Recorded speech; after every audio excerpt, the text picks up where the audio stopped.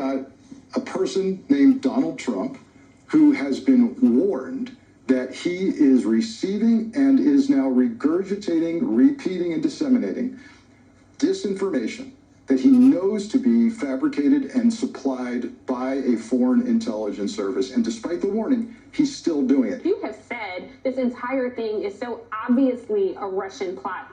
It is to me, and I was never even an ambassador to the Russian Federation. Tell me why it's so obviously a Russian plot to you. Rudy, basically functioning as a Russian asset by pushing Russian disinformation. CNN reported on Friday that U.S. authorities are seeing if those emails we just talked about are connected to an ongoing Russian disinformation effort. Huh.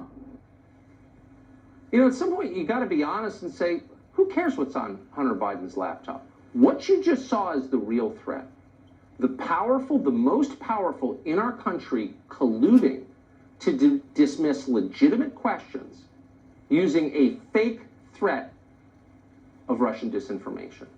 That's scary. Rest assured, though, unnamed U.S. authorities are on the case, getting to the bottom of this Russian plot. There's no evidence of wrongdoing, of course, but they're still on the case. Who are these authorities exactly, and who are they working for? Well, on Saturday, Senator Chris Murphy, a sitting senator from Connecticut, let us know. Murphy is a Democrat. He sits on the Foreign Intelligence Committee. Here's what he wrote, quote, Joe Biden and all of us should be furious that media outlets are spreading what is very likely Russian propaganda. I've seen the intel. The mainstreaming of misinformation is Russia's 2020 goal, end quote.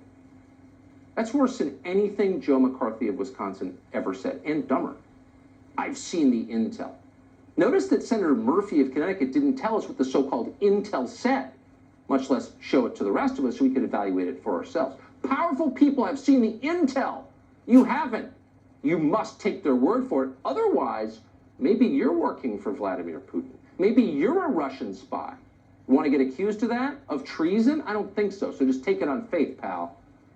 Adam Schiff is working that line for years now. This week he was back at it. Well, we know that this whole smear on Joe Biden comes from the Kremlin. But clearly, the origins of this whole smear are from the Kremlin, and the president is only too happy to have Kremlin help in trying to amplify it. I think we know who the driving force behind this smear has been all along, and it's been the president and the Kremlin. He's been the gift that doesn't stop giving for the Kremlin. And this particular smear, though, has also been acknowledged to come from the Kremlin. And there it is in the Oval Office, another wonderful propaganda coup for Vladimir Putin, seeing the President of the United States holding up a newspaper promoting Kremlin propaganda. It's really incredible. It's really incredible, says Adam Schiff. Hard to believe he's still on television. Well, it is incredible. In fact, it's so incredible, it's not even true. This morning, the person who was in charge of gathering intelligence in this country, in charge of all the intel agencies, conceded that, in fact, this hysteria is an utter crock. There is no evidence the Russians are putting stories in the New York Post. That is insane. Let me be clear. The intelligence community doesn't believe that because there's no intelligence that supports that. And we have shared no intelligence with Chairman Schiff or any other member of Congress that Hunter Biden's laptop is part of some Russian disinformation campaign. It's simply not true. There's no intelligence that supports that. Yeah, okay. We're not in the intelligence community, so we can't verify that. We can't tell you there's no evidence that supports it. And evidence, actual evidence, is what the rest of us make decisions based on. And there's no evidence. And by the way, once again, no one in Joe Biden's campaign has said these emails or text messages are false. And if so, which ones are false? And how are they false? And they're not even claiming that. So these claims are coming from anonymous sources and media hacks, and that's it. On Sunday, a Biden campaign surrogate called Jenna Arnold acknowledged that on this channel. Watch this. Can anyone say that these emails are inauthentic? And so far, I haven't heard anybody say that. Yeah, I think that's fair. I don't think anybody is saying they are inauthentic. I don't think anybody is saying they're inauthentic? Well, okay. Then why don't you respond to them? But in fact, many are saying they're inauthentic. False claims of Russian interference in our democracy are now a well-established fact of American political life. Like fears about climate change and white supremacy, they are very useful to the people in charge. because those fears can be leveraged to strip you instantly of your constitutional rights. And that's exactly what's going on now. Now, you know why they're doing it. For the next 2 weeks, the point is to defeat Donald Trump, and they may succeed in doing that. But for the rest of us who plan to stay in this country, the real worry is what happens after that. Miranda Devine is a columnist with the New York Post. We're glad to have her on for the fourth night in a row to assess the story. Miranda, thanks for coming on. So you saw over the weekend attack after attack leveled at your newspaper, at your journalism, on the basis of the claim this is Russian disinformation. Tell us why that's not true. Marshal the evidence, if you would. Because we have Hunter Biden's laptop. It is his laptop. The emails on the laptop are the evidence. This is not it doesn't come from Russia.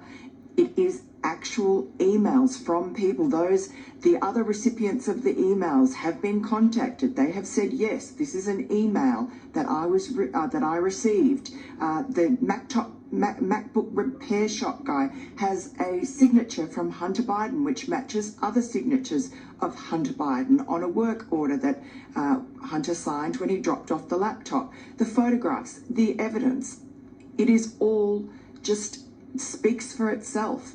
It is ridiculous. It is a fiction to insert somehow Russia into this story. Let me ask you to pause there. What is that? I'm sorry, you work there. You work at the New York Post, and sitting members of Congress, House and Senate, office holders, are accusing you and your company is acting as tools for the Putin government. What's your reaction to that? How does that feel?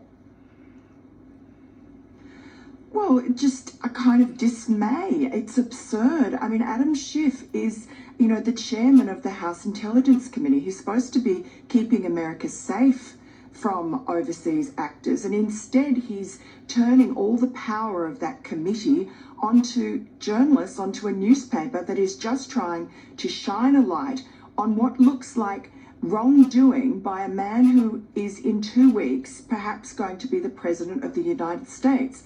And the rest of the media is colluding in that cover-up and pretending that this is Russian disinformation, a Russian hoax.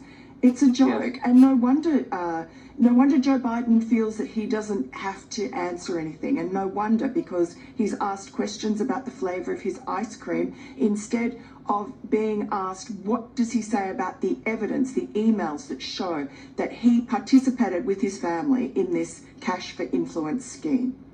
That's a really good point. Miranda Devine of the New York Post, thanks for coming on tonight. Appreciate it.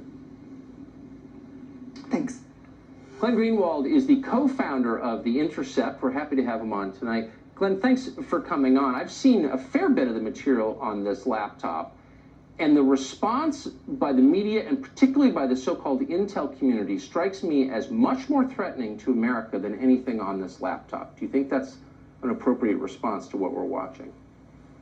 I couldn't agree more, Tucker. First of all, Adam Schiff is seriously the most pathological liar in all of American politics that I have seen in all of my time covering politics and journalism. He just fabricates and accusations at the drop of a hat, the way that other people change underwear. He's simply lying when he just asserts over and over that the Russians or the Kremlin are behind this story. He has no idea whether or not that's true. There's no evidence to support it. And what makes it so much worse is that the reason the Bidens aren't answering basic questions about this story, basic questions like, did Hunter Biden drop that laptop off at that repair shop? Are the emails authentic? Do you deny that they are? Do you claim any have been altered or any of them fabricated? Did you in fact meet with Burisma executives as these emails suggest?